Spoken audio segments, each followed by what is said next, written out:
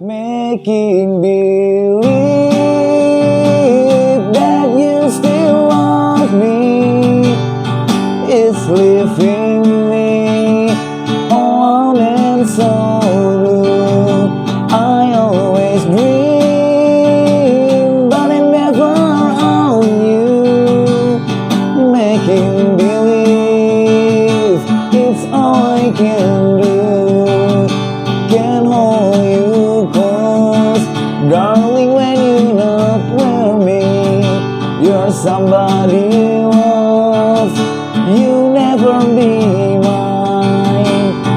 Making believe I spend my lifetime loving you and making believe.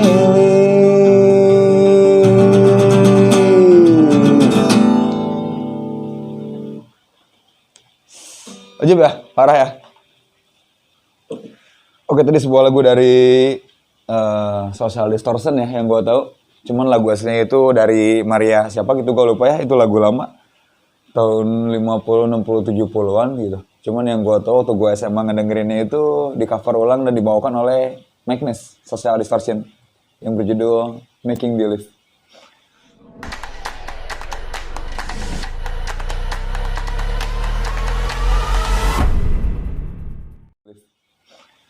Oke, kita jumpa lagi di Jejak Si Koran episode berikutnya. Episode berapa sih ini? Episode kesekian aja kali ya. Akhirnya kita bikin lagi. Kebetulan malam ini ada satu tema yang ingin gue bahas dan ingin gue keluarkan sebenarnya dari dalam isi otak dan kepala gue gitu dari kemarin. Kemarin ada teman-teman yang sempat ketemu dan ngobrol, sharing, diskusi tentang satu tema ini dan anjing ya juga ya. Terus gue sempat ngalamin juga dan kepikiran. Akhirnya numpuk nih di sini nih. Kalau udah numpuk kan harus dikeluarin ya. Kayak misalkan lu pengen boker, tai lu udah numpuk nih di perut. Itu kan harus dikeluarin nih biar normal lagi, aktivitas lancar. Nah, begitupun ini. Ini juga sama nih. Udah numpuk di kepala gua, dalam isi otak gua dan harus dituangkan dan dikeluarkan ini anjir. Daripada gua pusing gitu, mendingan udahlah gua keluarin aja nih melalui media ini. Jadi biar kalian aja yang pada pusing, biar gua nggak pusing lagi, biar lu aja yang pada pusing. Jadi gua selamat. Oke, untuk Jejak Si Koran malam ini temanya adalah kenapa musisi atau anak band itu selalu dipandang negatif di mata orang lain atau orang umum kali ya, atau orang awam atau orang normal atau ya gitulah. Pokoknya selalu dipandang negatif, pandang buruk, pandang jelek, atau dipandang ini nih, lu tau gak nih? Nah, ya, pandang sebelah mata. Jadi sebelumnya sempat ketemu sama beberapa kawan-kawan gue, terus sempat cerita, ya biasa lah ya, ketemu anak-anak itu udah lama gak ketemu, nongkrong, main, terus masih nanya, oh, masih pada ngeband gak? Gimana nih kabarnya segala macam. Ada temen gue yang masih ngeband, ada juga yang udah ya pensiun lah ibaratnya. Bukan pensiun sih menurut gue, kayak emang pastinya dia lagi kerja aja, ketika waktunya dia ngeband ya pasti kangen juga, pasti bakal ngeband lagi. Hingga ada satu pertanyaan yang menarik.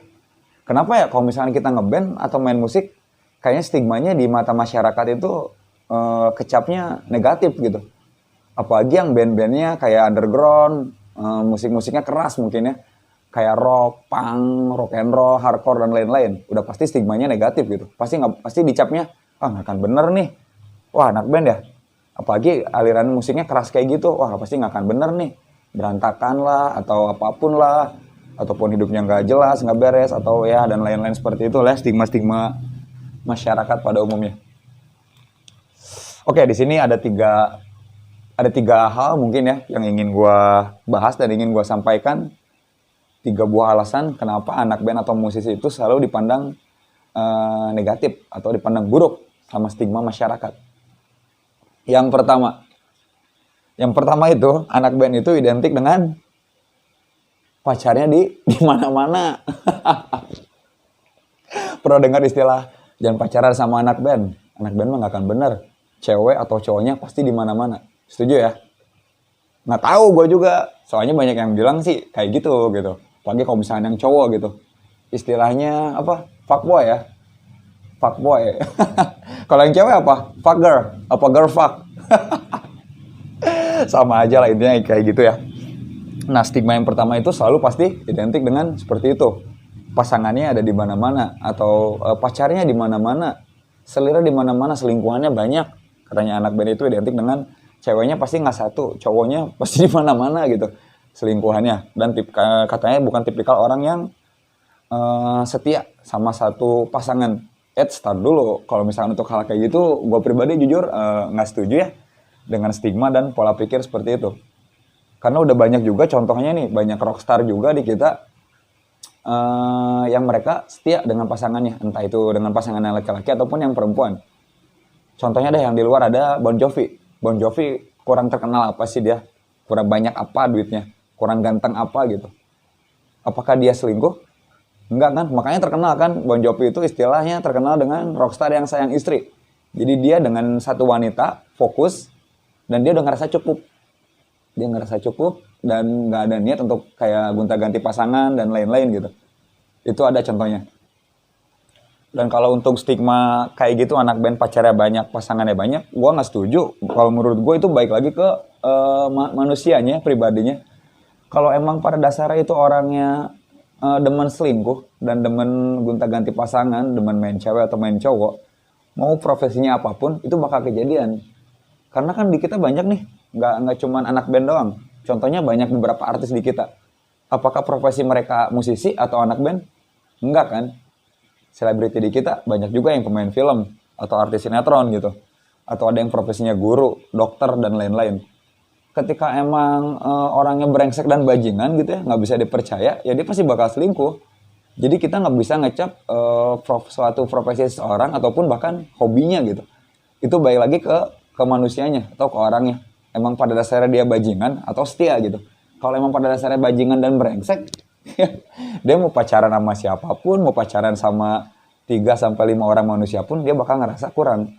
Tapi kalau misalkan orang emang ngerasa setia dan ngerasa cukup sama satu pasangan, gue jamin tuh nggak akan kejadian. Karena dia udah ngerasa cukup dan ya udahlah, memasrahkan hidupnya aja, gue masih pasangan sama si A aja udah, nggak akan ganti lagi ke lain hati, ke B, C, D, dan lain-lain. Bakal setia dan fokus ke satu pasangan. Nah, yang jadi masalah itu mungkin di lingkungan anak band ini kan mungkin mungkin bukan jiwanya apa ya, lingkungannya. Lingkungannya ini kan si anak band atau si musisi ini lingkungannya tongkrongan. Jadi mungkin teman-temannya banyak, relasinya banyak, entah itu teman main, teman project, dan lain-lainnya gitu ya, segala macam. Sehingga akhirnya banyak dan timbul stigma negatif. Ketika misalkan si cowok, misalnya nih ada cowok, dia relasinya banyak dan emang orangnya friendly, kenal sama si A, sama si B, dan emang orangnya enak gitu. Sama cewek, sama cowok pun dia selalu memperlakukannya sama gitu. Nah itu kan nggak bisa kita sebut kalau dia, wah buaya, dia main sana sini segala macam. Karena relasinya banyak, ya bisa aja cuma sebatas kayak teman kerja, teman nongkrong, dan teman project. Atau bisa aja cuma ade-adean. Cie, zaman sekarang ade-adean masih musim ya. Ya tapi itu tadi nggak bisa dipukul sama rata. Karena lu ngelihat satu musisi misalkan doyan selingkuh, doyan gonta-ganti pasangan, doyan free sex dan lain-lain, bukan berarti semua musisi atau semua anak band tuh kelakuannya seperti itu. Itu nggak bisa ya. Kalau misalkan hitung-hitungannya mau kayak gitu, itu bisa gua bantai dengan profesi lain. Profesi lain juga banyak teman-teman gua yang profesinya bukan musisi dan bukan anak band, tapi mereka doyan gonta-ganti pasangan, selingkuh dan lain-lain. Itu alasan yang pertama ya. Kenapa anak band selalu dipandang buruk atau sebelah mata? Karena sering gonta-ganti pasangan, alasan yang pertama, atau pacarnya banyak. Itu alasan yang pertama. Alasan yang kedua, kenapa anak band atau musisi selalu dipandang sebelah mata dan punya stigma negatif di masyarakat? Alasan yang kedua itu mungkin kalau menurut gue karena dengan dunia malamnya ya. Dalam artian dunia malam di sini kan emang si musisi atau si anak band ini rata-rata kayak jadwalnya emang ketika lagi padat, edan, parah gitu. Dan kebanyakan juga waktunya itu menghabiskan waktunya di malam hari. Makanya sempat ada istilah Batman, manusia goa. Jadi pagi, siang, sore tidur, sore ke malam baru aktif keluar. Entah itu manggung, rekaman, latihan, dan lain-lain. Karena gue juga ngalamin kayak jadwal-jadwal latihan, rekaman, manggung, dan lain-lain itu Bener-bener sampai pagi tuh bener. Dari beres maghrib gitu kita rekaman ke studio satu album full. Bahkan yang pengen nginep di studio. Atau misalkan ketika manggung ngebagian jam malam gitu segala macam. Cuman kan harus kita garis bawahi juga nih. Tergantung orangnya juga nih, kita balik lagi ke yang pertama. Dunia malamnya ini dia ngapain dulu? Kalau misalkan cuma sebatas kayak manggung, rekaman, dan main sama teman-teman yang ngobrol dan lain-lain, menurut gue sih nggak masalah ya. Yang jadinya di masalah itu kan dunia malam ini identik dengan yang namanya, contoh lah pergaulan bebas, free sex. Yang kedua alkohol, yang ketiga obat-obatan, narkoba, dan lain-lain gitu ya. Nah, untuk yang tiga hal ini, kalau menurut gue pribadi, itu baik lagi ke dalam diri si manusianya atau si makhluknya. Kalau misalkan orang emang doyan teler, doyan mabok, doyan makan narkoba, dan doyan nge-seks gitu segala macem, dia nggak usah jadi anak band pun dia bisa melakukan itu. Setuju ya? Cuman kenapa yang selalu kecap itu si musisi atau si anak band? Karena kebanyakan aktivitas musisi atau anak band ini, khususnya kalau misalkan kayak manggung, tour dan lain-lain, itu kan pasti jadwalnya selalu malam. Terus misalkan kita ngisi acara juga di kafe. Kafenya misalkan identik dengan yang namanya bar gitu kan, pasti ada alkohol, udah pasti ada yang apa namanya obat-obatan gitu, terus pasti ada juga yang free sex segala macam dan lain-lain gitu. Tapi gue nggak setuju juga kalau misalnya semua profesi, satu profesi ini disalahin karena tiga alasan tersebut. Karena ada juga teman gue, dia kerjanya IT ya, tahu ya IT, komputer, dia bikin website, bikin game, bikin ya gitulah. Bikin aplikasi dan lain-lain. Ketika suatu saat ada kesempatan, ketika ada satu momen kantornya itu ulang tahun, ngerayain Enif sih kantornya. Mereka nyewa satu bar atau tempat nongkrong karaoke klub malam gitulah, satu kantor disewa, dan satu kantor itu pada datang. Ya lu tau lah ya, kalau misalnya nyewa klub bar dan lain-lain kayak gitu, apalagi acara kantor ulang tahun, ya ngapain di dalamnya? Pasti nggak akan jauh, seks, drug, cewek dan lain-lain. Dan mereka anak IT, mereka bukan anak band. Dan lagi-lagi yang disalahin itu si anak band atau si musisi. Padahal kita kadang di situ cuma sebatas ngiringin doang gitu. Ngiringin, mainin lagu, kayak untuk karaokean, sebatas hiburan doang lah ya. Dan kita mau pulang juga kan nggak bisa, kerjaan kita belum beres. Misalkan ngiringin, oke, home bandnya dari jam 9, jam 10, nyampe jam 1 pagi, jam 2 pagi. Tugas kita hanya melayani aja sebatas band. Bahkan penontonnya sendiri kadang yang maboknya lebih parah gitu daripada si band-bandnya gitu segala macam. Mungkin ini lebih ke hal yang dikhawatirkan mungkin ya. Sehingga si anak band ini kecapnya dunia malamnya itu nggak benar seperti itu. Padahal kalau misalnya mau gua balik-balikin dan gua bantai, profesi lain juga banyak gitu ya yang melakukan hal-hal tersebut. Dan mereka bukan musisi dan bukan anak band gitu. Setuju ya?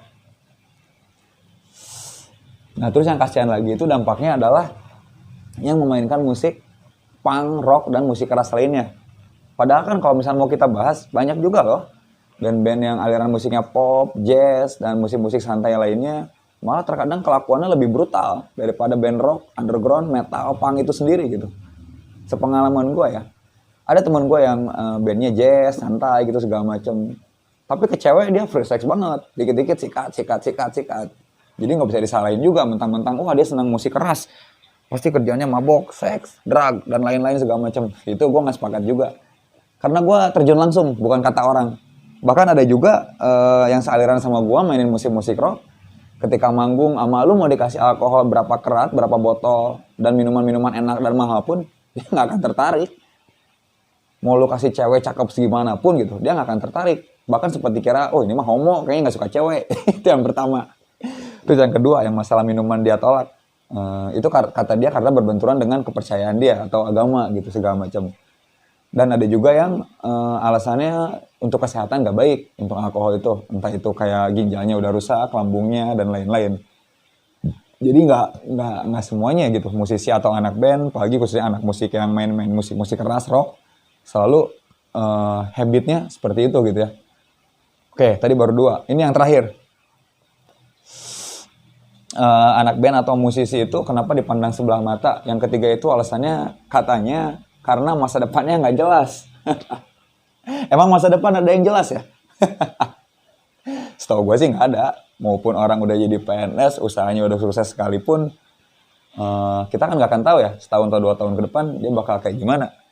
Ada yang pengurangan karyawan, temen gue udah jadi karyawan tetap, karena pengurangan karyawan pecat. Jadi PNS, kerjanya ada kesalahan dipecat.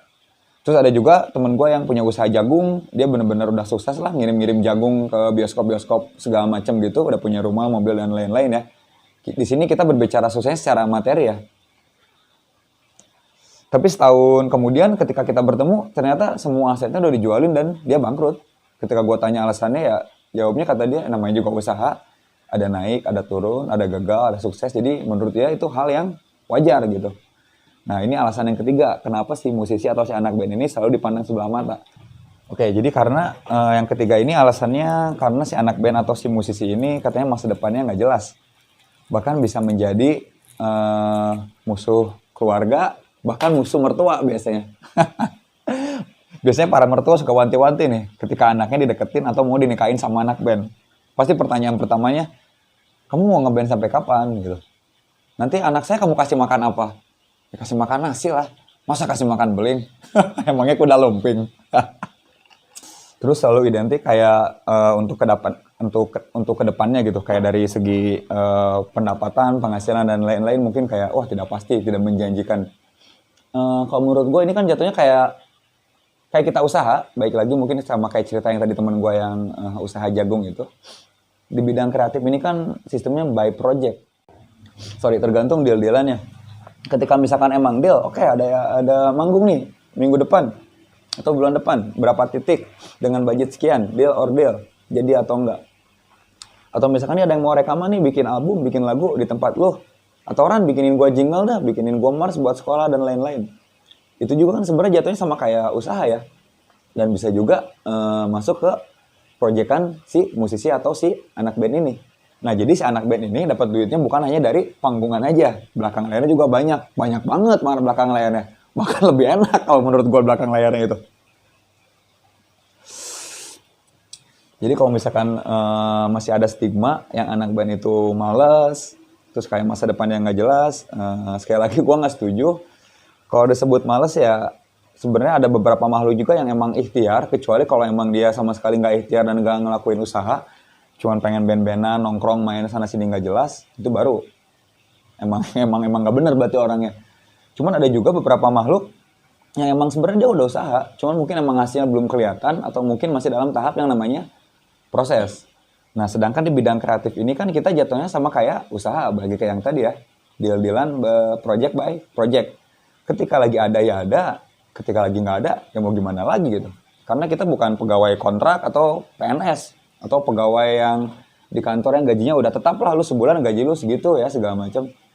Kalau project kayak gini sekalinya dapat ya ada, sekalinya enggak, sekalinya gede ya gede, bahkan bisa nutupin gaji orang-orang yang kerja di kantor selama 2 bulan sampai 3 bulan. Karena gue pernah ngalamin, misalkan ada orang yang udah digaji di kantornya sebulan 3 juta. Terus stabil 3 juta.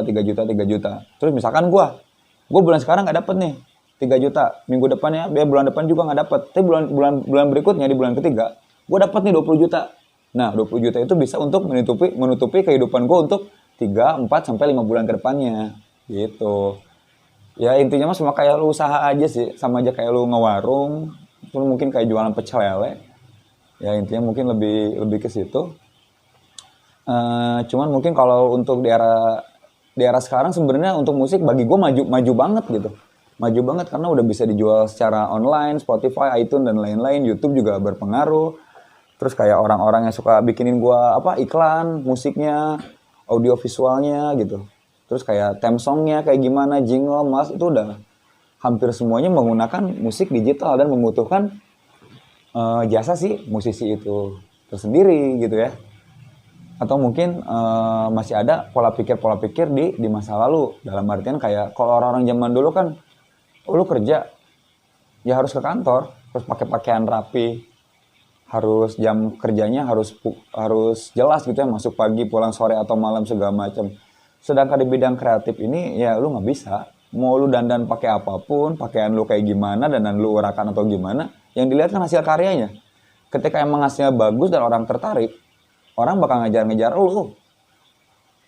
Lu ngegambar asal nih, gambar-gambar abstrak ya misalkan. Gambar-gambar abstrak segala macam nggak jelas. Tapi ketika orang udah suka, mau berapa juta pun lukisan yang lu bikin, dia pengen beli, itu lu bakal dikejar. Padahal gambar lu abstrak nih, nggak jelas dari warnanya, bahkan gambarnya pun bentuknya nggak jelas. Tapi emang orangnya udah suka, gue beli dah 100 juta. Ya gimana gitu. Udah gitu kan kita hitungannya jasa, dan jasanya itu nggak bisa dibatasi pakai nominal kalau menurut gue. Bikinin musik, oke harga berapa? Lu mau ngehargain jasa gue ngaresemin berapa coba? Hitungan tetapnya nggak ada. Contoh kalau misalnya lu beli telur 5 butir harga sekian, 3 butir harga sekian, 1 butir sekian. Kalau imajinasi itu nggak bisa dihargain pakai kayak gitu gitu. Makanya mungkin ada istilah yang namanya pendapatannya nggak tetap atau nggak jelas, naik atau turun gitu segala macam. Oke, jadi mungkin untuk teman-teman yang profesinya masih ngeband atau musisi, menurut gue jangan takut atau berkecil hati gitu ya. Ini kan hidup lo 100% tanggung jawab lo gitu. Itu yang pertama. Yang kedua, apa asiknya sih ketika lu hidup tapi lu nggak mendapatkan kebahagiaan dan nggak mendapatkan kepuasan gitu untuk diri lu sendiri. Pride untuk diri lu sendirinya nggak ada gitu. Ketika ada orang ngomong A lu ikutin, orang ngomong B lu ikutin, ya terus mau ngapain lu hidup gitu. Ketika lu hidup hanya untuk mengikuti perkataan dan omongan orang lain. Itu menurut gua ya. Menurut gua itu. Tapi mungkin itu baik lagi ke pilihan kalian, terserah gitu. Dan gue berani ngejamin nggak semua anak band atau musisi itu mempunyai hal-hal kayak tadi ya, dan layak dipandang sebelah mata. Dan banyak juga kok anak band di kita yang berprestasi dan mengharumkan nama bangsa. Kalau untuk hal-hal negatif dan buruknya tadi, busuknya lah, jeleknya segala macem, itu menurut gue baik lagi ke orangnya ya, bukan ke si profesinya. Karena dalam profesi apapun itu pasti ada aja gitu, kayak oknum-oknum yang bikin rusak. Bahkan kayak orang-orang yang, contoh lah misalkan di kita kayak guru atau ustadz, kan banyak juga ya oknum-oknumnya yang bikin, oh ternyata ustadz tuh kayak gitu, pandangannya negatif, buruk, guru juga sama gitu segala macam, dan lain-lain gitu ya segala macam. Jadi nggak bisa dikategorikan kita nyerang si profesinya dan dipukul sama rata. Ajib ya, anjing udah kayak orang bener aja gue ngomong. Oke, cukup sekian mungkin Jejak Si Koran episode kali ini. Tetap semangat untuk teman-teman yang main musik. Masa bodoh cuekin aja. Sampai berjumpa di lain kesempatan.